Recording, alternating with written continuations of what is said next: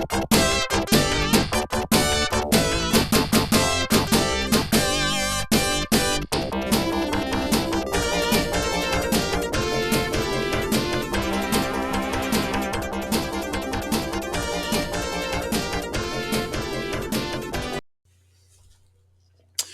welcome to topic 5.2, continuing our journey through unit 5, which is torque and rotational dynamics. So here we're going to connect those linear quantities that we talked about in unit 1 to these rotational quantities that we're talking now in unit 5. Okay, so for a point at a distance r from a fixed axis of rotation, the linear distance s traveled by the point as the system rotates through an angle is given by the equation delta s equals r delta theta.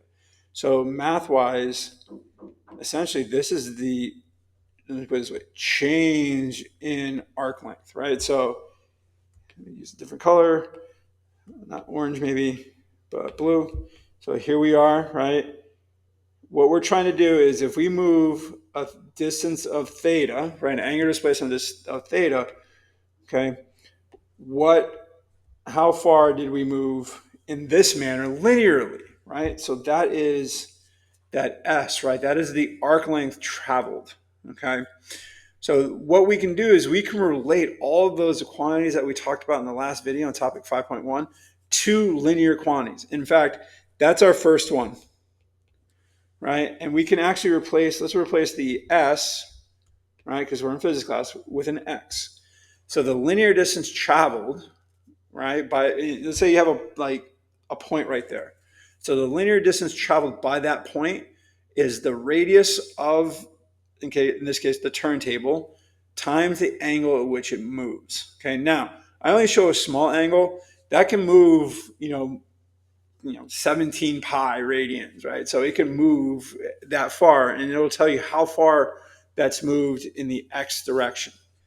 Okay, now we can also relate this to our speed, right? So the angular velocity, or excuse me, the linear velocity, sometimes we'll call it translational velocity, is simply the radius times the angular velocity. Okay, I did fail to mention in the previous video that counterclockwise is going to be the positive motion and clockwise is going to be the negative motion. Okay, so if I travel in, counterclockwise, opposite what a watch face does, then it's going to be positive. If I travel the same way a watch face does, it's going to be negative. Another way you can think about it, if you've taken pre-calc or you're currently taking pre-calc, the unit circle, note that the positive angles go from right to left, right? Where the negative angles will go from down, right? So the positives go up and to the left, negatives go down and to the right, right? And if you actually look at it, that's counterclockwise versus clockwise. And then finally, the translational acceleration is simply r times omega. Okay. Now, one thing to note is that if you have, let's say I have a lump of clay right here and I have a lump of clay out here, they're going to be spinning at the same velocity. They are also going to accelerate at the same velocity. But what's going to be different is how far they move linearly, right? Because one is closer to the axis of rotation. How fast they move linearly, again, closer to the axis of rotation. And how much they accelerate, again, closest to the axis of rotation, right? So the one that is actually closest to the axis of rotation will be smaller. The one that is further away will be larger, okay?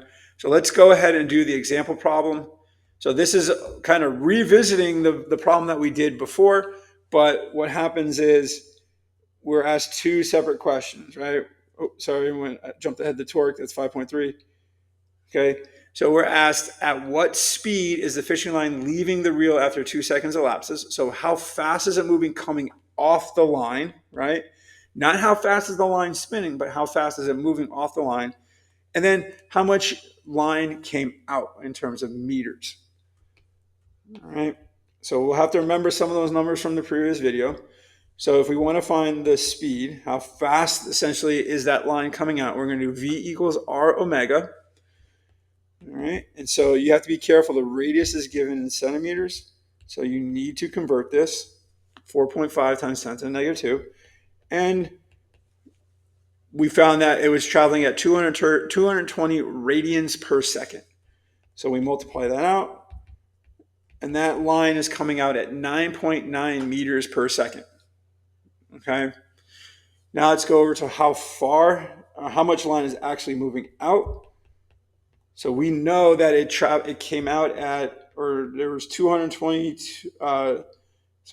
radians. So 220 radians. So we plug that in. And funny enough, the numbers are going to be the same. Please do not make that assumption in all these questions. It just happens to be for this problem. And I decided to write the unit for velocity.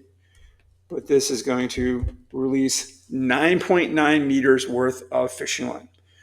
Don't be scared, because 9.9 meters of fishing line is actually not a lot of fishing line. Okay, they have nearly, if you buy a spool of it from Walmart, Target, Bass Pro Shop, wherever, Cabela's, wherever, there's almost I want to say like half a mile to a mile worth of fishing line on one single like spool of it. So 9.9 meters, not much for a fishing line. Okay, so in the next video, we're going to start switching from kinematics to dynamics. So we're going to make this analogy between force and torque.